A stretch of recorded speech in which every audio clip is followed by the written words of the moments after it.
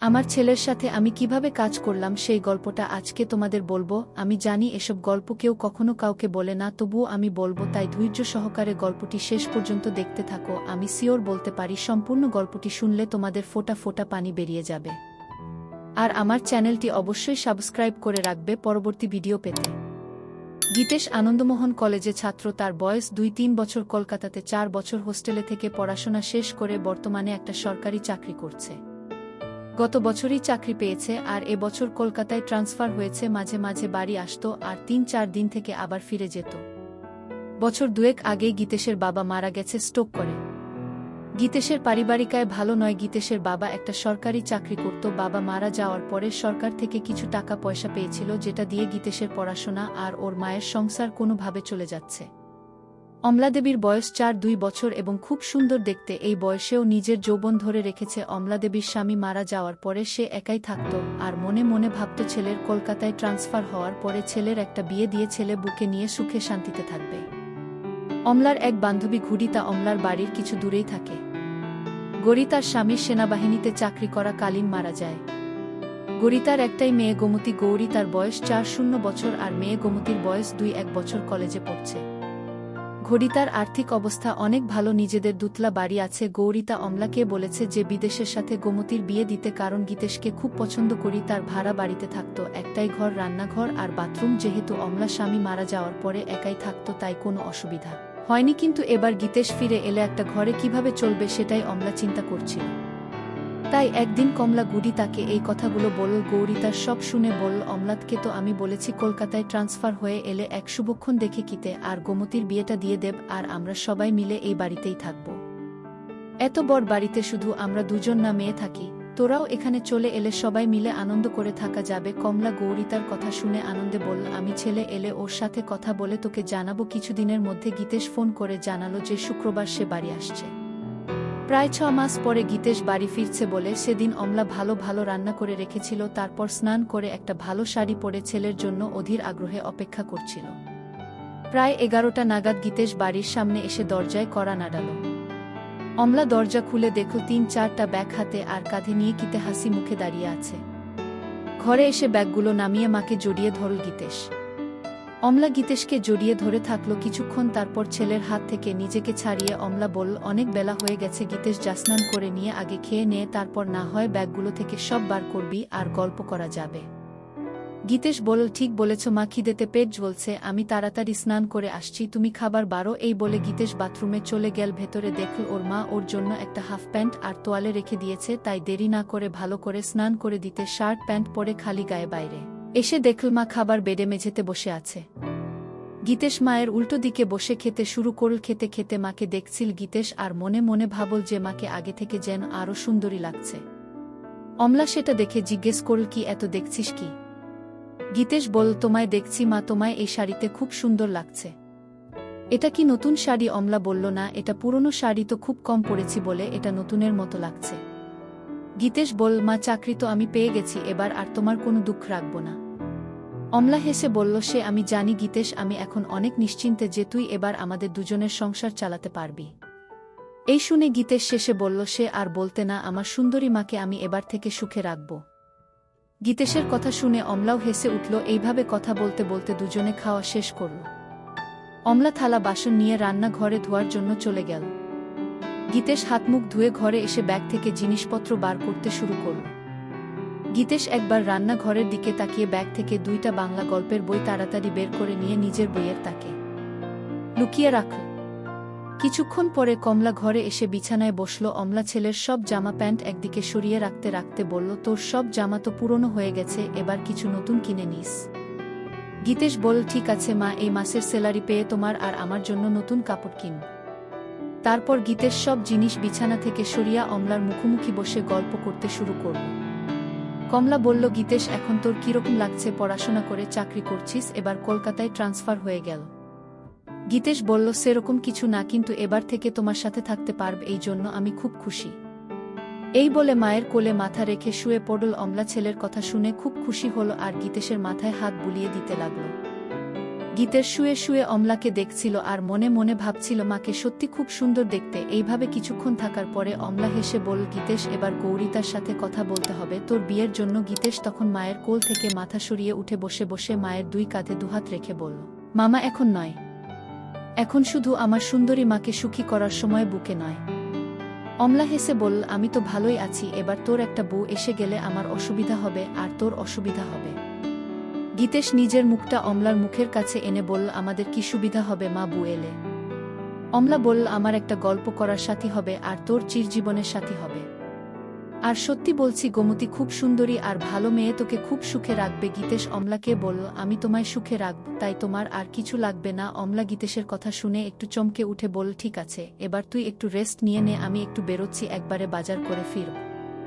এই বলে অমলা উঠে দাঁড়িয়ে নিজের শাড়িটা ঠিক করতে লাগল। গীতেশ উঠে দাঁড়িয়ে মাকে দেখতে লাগল। কিছুক্ষণ পরে কমলা বাড়ি থেকে বেরিয়ে যেতেই গীতেশ দরজা বন্ধ করে ঘরে এসে নিজের আরেকটা ব্যাগ খুলে মায়ের একটা ছোট জামা দেখে নাক দিয়ে গন্ধ নিতে থাকল। গীতেশ হোস্টেলে থাকাকালীন বন্ধুদের পাল্লায় পড়ে এসব বই পড়া শুরু করেছিল। সব সম্পর্কের মধ্যে মা ছেলে নিয়ে এগুলো পড়তে বেশি ভালোবাসত। সেই জন্য 6 মাস আগে যখন বাড়ি এসেছিল তখন মায়ের একটা ছোট জামা লুকিয়ে নিজের সাথে নিয়ে গিয়েছিল। তারপর থেকে হোস্টেলে গীতেশ বই পড়তে পড়তে মায়ের ছোট জামা জড়িয়ে ধরে নিজেকে শান্ত করত। যেহেতু খুব ক্লান্ত ছিল তাই মা কি চিন্তা করতে করতে কিছুক্ষণের জন্য ঘুমিয়ে পড়ল। তারপর কিছুক্ষণ পরে বাথরুম এগিয়ে পেচ্ছাপ করতে গিয়ে দেখল বাথরুমে মায়ের একটা ছোট জামা ঝুলানো আছে। অমলা তাড়াহুড়ো হয় সেটা সরিয়ে রাখতে ভুলে গিয়েছিলি। গীতেশ পেচ্ছাপ করে ওটা নিজের নাকি সুখে বুঝল এটা মায়ের ব্যবহার করা, সেটা অমলা ভুলে গেছে। গীতেশ অনেকক্ষণ সেইটা নাকে নিয়ে গন্ধ শুকতে লাগলো। গীতেশ নিজেকে আর কন্ট্রোল করতে না পেরে নিজের কাজ করতে লেগে গেল। প্রায় 1-5 মিনিট ধরে চলল সেই কাজ। তারপর সেটা যেখানে ছিল সেখানে রেখে নিজেকে পরিষ্কার করে ঘরে এলো। মনে মনে অপরাধবোধ হচ্ছিল নিজের মাকে নিয়ে এরকম ভাবতে, কিন্তু ও এটা বুঝতে পারল আজকে সব থেকে বেশি তৃপ্তি পেয়েছে। কিছুক্ষণ পরে গীতেশের পাপ বোধ পরিবর্তন হলো আর ভাবতে লাগলো কিভাবে মাকে আরও কাছে পাওয়া যায়। এসব ভাবতে ভাবতে সন্ধ্যা হয়ে গেল আর ঠিক তখন দরজায় আওয়াজ হল। গীতেশ দরজা খুলে দেখল অমলা দাঁড়িয়ে আছে, দু হাতে দুটো বাজারের ব্যাগ নিয়ে। সোজা মায়ের হাত থেকে ব্যাগ দুটো নিয়ে রান্নাঘরে রেখে এক গ্লাস জল নিয়ে অমলাকে দিল। অমলা বিছানায় বসে জলটা খেয়ে জিজ্ঞেস করল, সারা দুপুর আর বিকেল কি করলি, কি একটু ঘুমিয়েছিলিস তো? হ্যাঁ মা, অল্প ঘুমিয়েছিলাম। ভালো করেছিস, আমি একটু ফ্রেশ হয়ে তোকে চা করে দিচ্ছি, তোর জন্য কাটলেট ও এনেছি। এই বলে অমলা তোয়ালে নিয়ে বাথরুমে চলে গেল। তখন মাকে সারপ্রাইজ দিবে বলে নিজে রান্নাঘরে গিয়ে চা বানাতে শুরু করল। আর বাজারের ব্যাগ থেকে সবকিছু রান্নাঘরে যথাস্থানে রেখে কাটলেট দুটো একটা ডিশে রাখল। বাথরুমের ভেতর থেকে মায়ের গোসল করার শব্দ শুনতে শুনতে গীতে এসে বানাচ্ছিল। এদিকে গোসল করতে করতে অমলা হঠাৎ দেখে তার ছোট কাপটা দড়িতে ঝুলছে। সঙ্গে সঙ্গে চমকে গেল আর মনে মনে ভাবল, এসব কিছু ঠিক জায়গা রেখে আসল জিনিসটাই বাথরুমে ফেলে গিয়েছি। গীতেশ যে কি ভেবেছে কে জানে। নিজেকে কিছুক্ষণ গালাগালি দিয়ে গোসল করে তোয়ালেটা দিয়ে নিজেকে জড়িয়ে অমলা বাথরুম থেকে করে এসে দেখল গীতাস একটা ট্রেন, এই 2 কাপ চা আর কাটলেট সাজিয়ে বসে আছে। অমলা হেসে বলল, বাহ, একবার চা বানিয়ে মায়ের জন্য অপেক্ষা করছিস, খুব ভালো। বুকে তুই খুব সুখে রাখবি। এখন তোমাকে সুখী করি, তারপর অন্য কেউ। অমলা আলমারি থেকে একটা শাড়ি নিয়ে গীতেশকে বলল, আমি দরজাটা ভিজিয়ে দিয়ে রান্নাঘরের শাড়িটা পরে আসছি। গীতেশ এগিয়ে গিয়ে অমল আর হাত ধরে বলল, তুমি এই ঘরে চেঞ্জ করে নাও, আমি রান্নাঘরে যাচ্ছি, তোমার হয়ে গেলে আমায় ডেকে নিও। এই বলে গীতেশ ঘরের দরজাটা ভিজিয়ে দিয়ে বাইরে অপেক্ষা করতে লাগল। ছেলের ব্যবহার খুব খুশি হয়ে ঘরের ড্রেস চেঞ্জ করতে লাগল। গীতেশ দরজাটা একটু ফাঁকা রেখে ভিজিয়ে রেখেছিল যাতে সেই ফাঁক দিয়ে ঘরের ভেতরটা দেখা যায়। গীতেশ দরজার ফাঁক থেকে চোখ রাখতেই ঘরের ভেতরে দৃশ্য দেখে অবাক হয়ে যায়। এদিকে অমলা ততক্ষণে শাড়িটা উপরে নিয়ে গীতেশকে ডাকল ঘরের ভেতরে আসার জন্য। গীতেশ মায়ের ডাক শুনে একটু চমকে গিয়ে ঘরে ভেতরে এলো এবং হঠাৎ খেয়াল করল ওটা শক্ত হয়ে দাঁড়িয়ে আছে। কোনোক্রমে এক হাত দিয়ে সামাল দিয়ে বিছানাতে বসল। তখন আয়নার সামনে দাঁড়িয়ে চুল আঁচাচ্ছিল, তাই ছেলের দিকে খেয়াল করেনি। গীতেশ অমলাকে ডাকল, এসো মা, চা আর কাটলেট ঠান্ডা হয়ে যাবে, খেয়ে নাও আগে। ঠিক আছে, চল খেয়ে নি।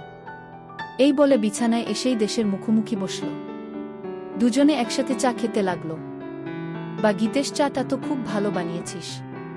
তোমার ভালো লেগেছে মা, আমি হোস্টেলে মাঝে মাঝে নিজেই চা করে খেতাম। অমলা হেসে উঠে গীতেশের গালটা ধরে বলল, সত্যি ভালো হয়েছে, আমার ছেলে এখন নিজের খেয়াল নিজে রাখতে পারবে। গীতেশ ও তখন মায়ের গালটা ধরে বলল, তোমার সব খেয়াল রাখবে তোমার ছেলে। দুজনেই একসাথে হেসে উঠল। আচ্ছা গীতেশ, তোর চাকরি শুরু কবে থেকে?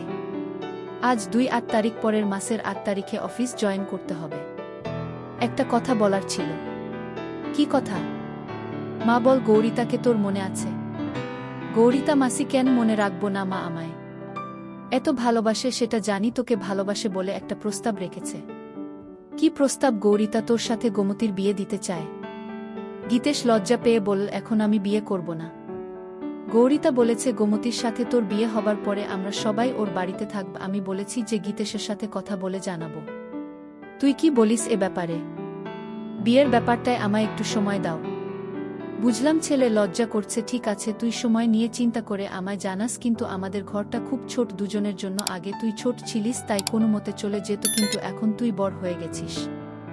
এমন কিছু ছোট নয়, আমাদের ঘর আমাদের দুজনের জন্য যথেষ্ট। কিন্তু তোর অসুবিধা হবে। আমি যখন কাপড় চেঞ্জ করব তখন তোকে বাইরে অপেক্ষা করতে হবে। এছাড়াও এই একটা বিছানায় দুজনের হবে না।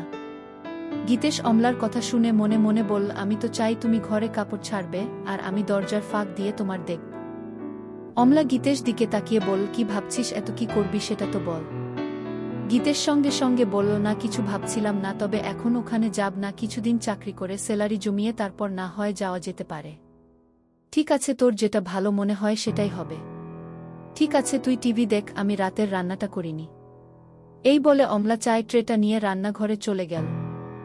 গীতেশ টিভি দেখতে লাগলো, কিন্তু ভালো লাগছিল না।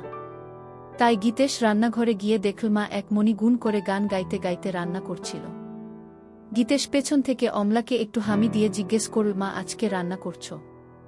অমলা চমকে উঠে হালকা হেসে বলল, আজ ডিমের ঝুলো ভাত আর আলু পোস্তা।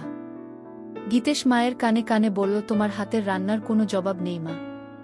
অমলা নিজেকে ছাড়িয়ে নিয়ে বলল, এই দুষ্টু, এখন ছাড় আমায়, না হলে রান্না করতে দেরি হয়ে যাবে।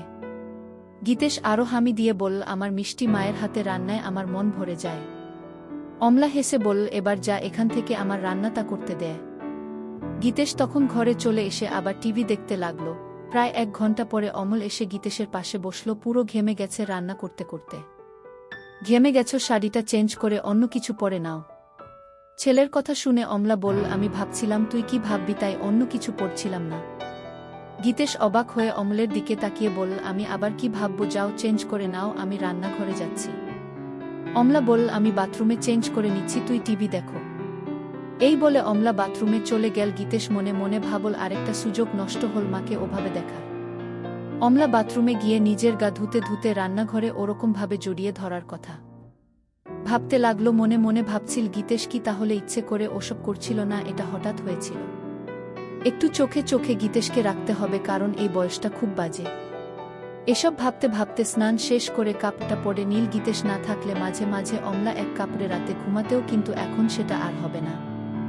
এমনিতে অমলা খুব ওই স্বভাবের, আর স্বামী মারা যাওয়ার পরে সেটা আরও বেড়ে গেছে। কিছুক্ষণ পরে অমলা বাথরুম থেকে বেরিয়ে এসে গীতেশের সাথে বসে একসাথে টিভি দেখতে দেখতে এটা সেটা গল্প করতে লাগল।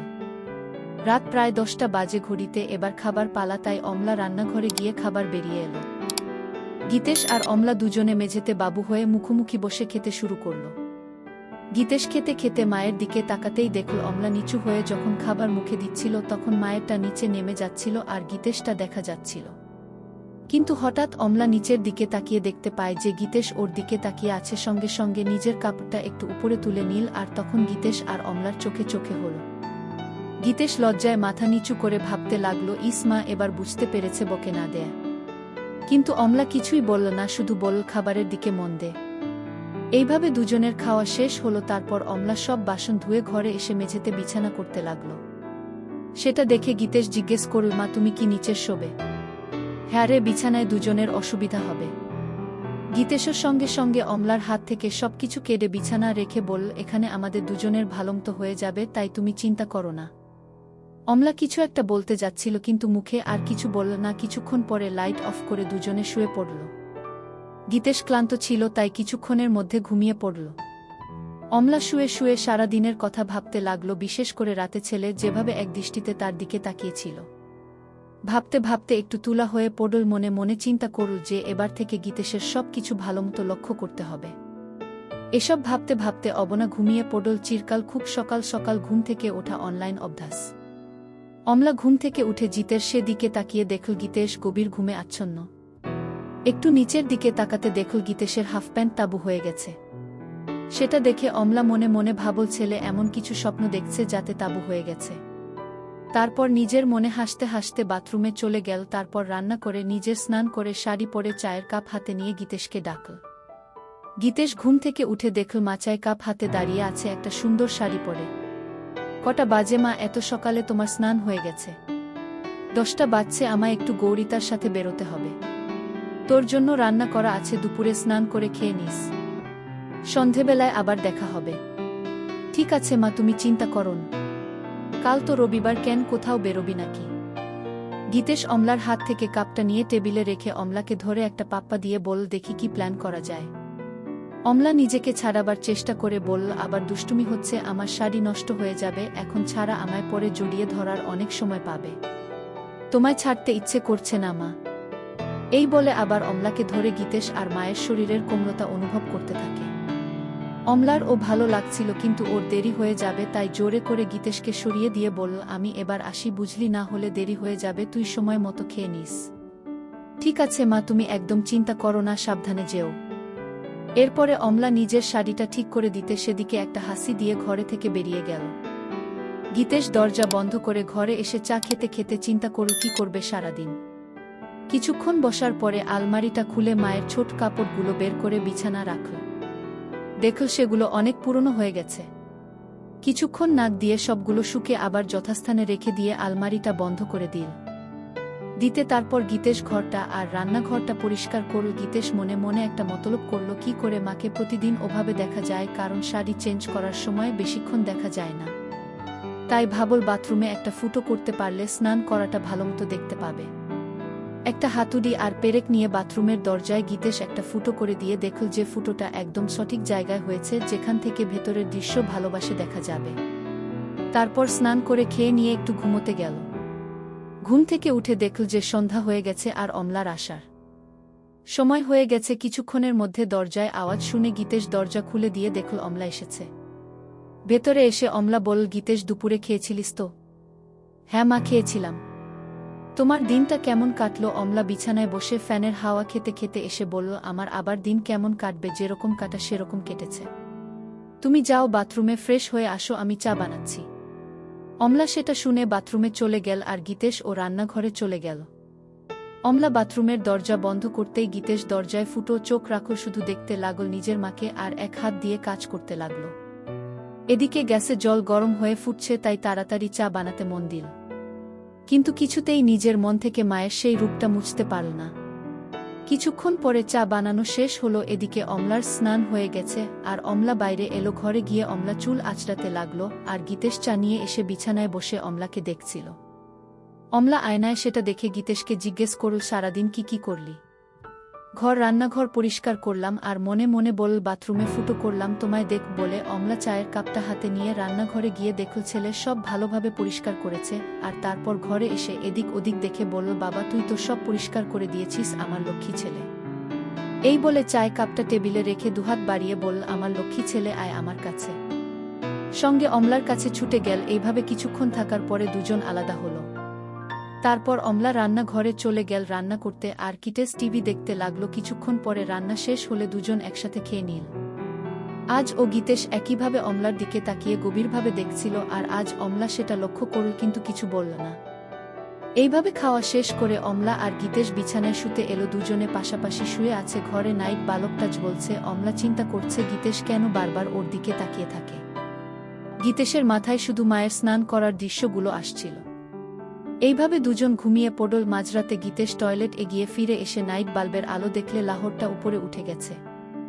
আস্তে আস্তে এসে অম্লকে দেখতে লাগলো। তারপর গীতেশ মায়ের দিকে তাকিয়ে দেখল মা গভীর ঘুমে আচ্ছন্ন, তাই সাহস করে মায়ের কাছে এগিয়ে গেল। খুব ভালোই লাগছিল গীতেশের হাত দিতেই সঙ্গে সঙ্গে অম্ল একটু নড়ে উঠল। সেটা দেখেই ভয় গীতেশ তাড়াতাড়ি হাত সরিয়ে নিয়ে বিছানায় শুয়ে পড়ল। অমলা তখন পাশ ফিরে শোল। গীতেশ আর কিছু না করে আস্তে আস্তে ঘুমিয়ে পড়ল। পরের দিন সকালে অমলা ঘুম থেকে উঠে তাড়াতাড়ি নিজেকে ঠিক করে নিয়ে ছেলেটি দিকে তাকিয়ে দেখল ছেলে উপুর হয়ে ঘুমে মগ্ন। তারপর বাথরুমে চলে গিয়ে নিজেকে ফ্রেশ করে অমলা চা বানাতে লাগল।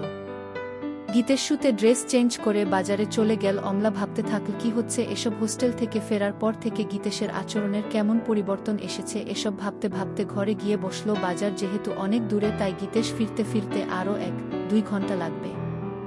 এদিক ওদিক দেখতে দেখতে হঠাৎ দেখল গীতেশের বই, এটাকে বইগুলো কেমন যেন অগোছালো আছে। তাই কমলা বইগুলো তার থেকে নামিয়ে খোঁচাতে লাগল আর মনে মনে ভাবল ছেলে ঘর রান্নাঘর সব পরিষ্কার করেছে, অথচ নিজের বইয়ের তাক সাজাতে ভুলে গেছে। একটার পর একটা বই সাজিয়ে রাখতে রাখতে অমলা দেখল একটা মোটা বইয়ের ভিতরে কিছু যেন আছে। বইটা খুলতেই দেখল একটা পাতলা বই মোলার দেয়া। অমলা ভাবতে লাগল কি বই যে মোটা বইয়ের ভেতরে রেখেছে। গল্পের বইটা হাতে নিয়ে একটা পাতা উল্টোতেই কভার ফটো আর নাম দেখে অমলা চমকে উঠল। বই এ যা দেখল তাতে তো নিজের চোখকে বিশ্বাস করতে পারছে না। এও কি সম্ভব? পাতা উল্টাতেই দেখল মা ছেলের গল্প। সূচিপত্র দেখে আরেকবার চমকালো অমলা। একটা গল্পের কিছুটা অংশ পড়ল। অবাক হয়ে ভাবতে লাগল এটা কিভাবে সম্ভব।